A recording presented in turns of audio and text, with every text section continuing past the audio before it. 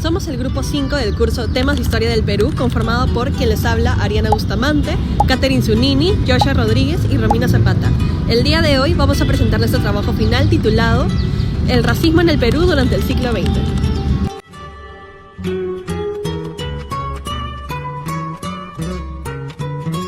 ¿El racismo en el siglo XX fue solo una herencia coloquial lejana? La verdad histórica es mucho más cruda e incómoda. El siglo pasado, el racismo en nuestro país sufrió una mutación perfecta. Se volvió invisible al disfrazarse de geografía. Basándonos en el estudio de Cecilia Méndez titulado De Indio a Serrano, descubrimos que las élites, tanto políticas como intelectuales, construyeron un racismo territorial. Ya no se menospreciaba a alguien por el color de su piel, sino también por las montañas en donde había nacido. La palabra serrano empezó a transformarse en un insulto lleno de desprecio, y la sierra comenzó a ser vista como el verdadero freno material y cultural que impedía la modernización y progreso de nuestra nación peruana. Para entender el dolor de este ciclo y cómo se construyó este muro de exclusión, seleccionamos 3 momentos claves del ciclo. En primer lugar, la semana 2, enfocada en la república aristocrática y la exclusión social. Esta clase es vital porque introduce las bases del racismo a inicios del siglo XX. Aquí vemos cómo la oligarquía terrateniente justificaba su poder usando teorías raciales violentas como las tesis de Clemente Palma o las posturas de Alejandro de Stúa, quienes clasificaban a la población originaria de infeliz o carente de dignidad humana. Este desprecio se institucionalizó cruelmente en la reforma electoral de 1896, que le quitó el derecho al voto a los analfabetos bajo la excusa de que la gente culta de Lima no podía ser dominada por la fuerza bruta del campo, legalizando el abuso del gamonalismo. En segundo lugar, elegimos la semana 6, centrada en las transformaciones sociales y en la migración. Elegimos esta sesión porque nos permite ver cómo los prejuicios coloniales y oligárquicos se mudaron del campo a las grandes ciudades a mediados del siglo XX. Al expandirse las carreteras, millones de pobladores rurales migraron a Lima, Arequipa y Chimbote. Sin embargo, la élite urbana recibió esta llegada masiva con profundo recelo y desdén, etiquetando a las barriadas como informales y peligrosas. Los censos de 1940 demuestran que la segregación de estas periferias no fue casualidad, sino una nueva y dolorosa forma de exclusión y estereotipación contra el migrante indígena en las ciudades modernas. Finalmente, incluimos la semana 9, sobre el gobierno revolucionario de la Fuerza Armada y la reforma agraria. Esta clase es indispensable porque representa el intento estatal más drástico por romper el racismo sistemático en el campo. A través de los testimonios de los trabajadores de las haciendas tradicionales de la sierra y la costa, se evidencia la subsistencia de prácticas denigrantes, como los castigos corporales y el encadenamiento de peones. El hacendado asumía una visión colonial donde el indígena requería látigo y disciplina. Por eso, el decreto ley 17716 en 1969 buscó devolver la dignidad al campesinado bajo el lema «La tierra para el que la trabaja», quebrando para siempre el poder de los gamonales. ¿De dónde nació tanto desprecio por nuestra sociedad? Al buscar las causas descubrimos que las clases dominantes eran las que utilizaban la idea de lo moral como un arma ideológica para humillar y ser despectivos con las personas que eran diferentes. Esto lo evidenciamos claramente en nuestra fuente primaria, un violento y prejuicioso recorte de prensa titulado «¿Son inmortales los negros?». En este documento histórico se ve cómo la cultura afroperuana era tachada de indecente y sus danzas tradicionales africanas eran perseguidas y categorizadas como pecaminosas o salvajes.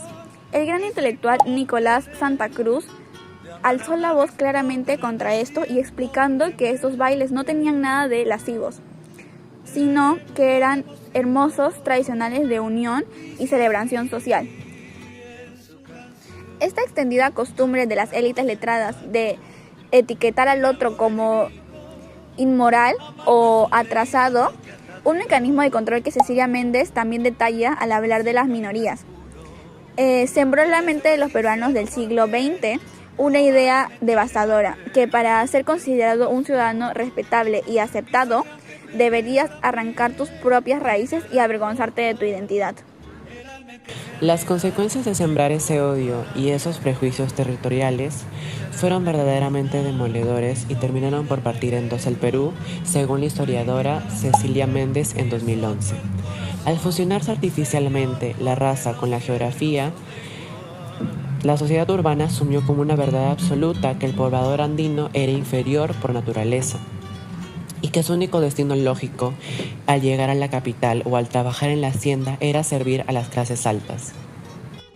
Al cruzar esta tesis con las investigaciones de Nicomades Santa Cruz de 1967 sobre la marginación afrodescendiente, vemos que el resultado fue el mismo: la tuburización, el maltrato físico legalizado y la exclusión de los grupos subalternos. El reflejo más doloroso e inhumano en este pleno siglo XX fue la supervivencia de castigos corporales en las haciendas y el fenómeno de cholitos encargados, niños traídos desde los Andes para trabajar como sirvientes en casas de Lima, sufriendo humillaciones invisibles a cambio de promesas falsas de educación. El racismo del siglo XX en el Perú no fue solo una teoría de biblioteca, fue una violencia estructural que destrozó infancias, justificó el látigo del gamonal en el campo y le arrebató la condición de seres humanos plenos a millones de compatriotas. Estamos aquí en el centro de Lima, donde vamos a escoger a 2 personas al azar para poder hacerles una entrevista sobre el racismo en el siglo XX. Síganme. Soy el señor Juan Gallo. Okay. Yo me llamo Joshua Rodríguez. La primera pregunta que le voy a hacer es: ¿alguna vez ha escuchado que se use la palabra serrano o provinciano como un insulto en la calle, el trabajo o la televisión? ¿Qué sintió al respecto? Esa palabra despectiva la he escuchado a lo largo de toda mi vida. No es de hoy nomás, ni de ayer, ni antes de ayer. ¿Qué opinas sobre esa palabra utilizada? Es una palabra peyorativa que busca menospreciar a las personas que provienen del mundo andino. Otra pregunta. Hace años, millones de personas migraron del campo a las grandes ciudades. ¿Cree que la ciudad los recibió con los brazos abiertos o que tuvieron que soportar mucho desprecio para salir adelante? La cosa fue bastante difícil para los provincianos que llegaron a Lima allá por la década del 50, 1960, 1970. Fue muy porque Lima todavía era pues una ciudad bastante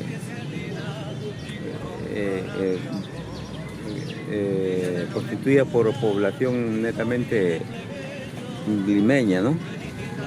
Entonces la llegada de los provincianos fue como una oleada que vino a decir: aquí estamos presentes nosotros también, somos parte también del Perú.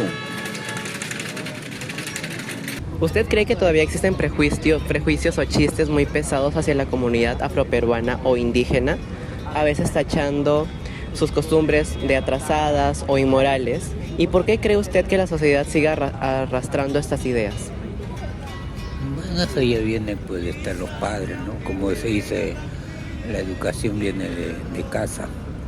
Siempre ha habido eso y obviamente ha mermado un poco, ¿no? Pero siempre ahí existe con los colegios y todo. Claro. Mirando hacia adelante, ¿usted cree que es lo más urgente que nos falta como sociedad para empezar a respetarnos de verdad, sin importar de qué región o cultura vengamos o de qué país seamos? Claro, eso debe iniciarse del mismo colegio, ¿no? Pero lamentablemente pues derechos inhumanos, diría yo.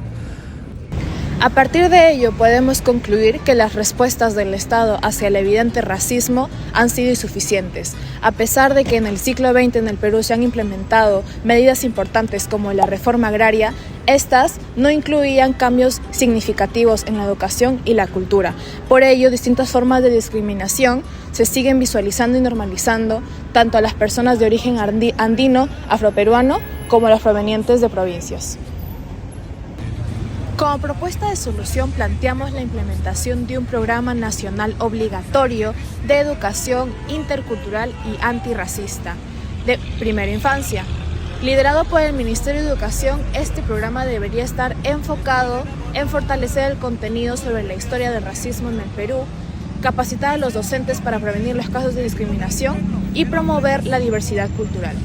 Creemos que el cambio no solamente depende de leyes nuevas, sino de la transformación constante de la educación y las actitudes cotidianas, construyendo así una sociedad en donde se puedan valorar a todas las personas por igual, no importa su origen, su apariencia o de dónde provengan.